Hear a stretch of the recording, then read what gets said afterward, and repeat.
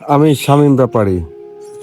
খুব সকাল সকালই হারদিয়া সরকারি প্রাথমিক বিদ্যালয় মাঠে চলে আসলাম এবং এখানে এই ঘন কুয়াশাচ্ছন্ন থাকা সত্ত্বেও প্রকৃতির সেই পাখি দিতে পারেনি অনেকের চোখে পাখি।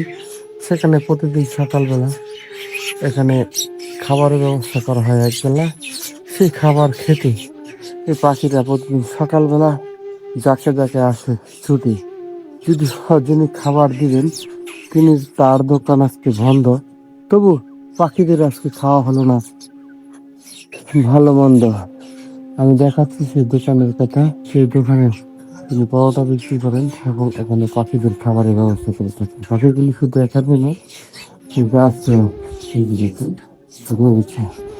যা এখানকার সেই দোকানদার পাখিদের খাবারটা দিয়ে থাকে।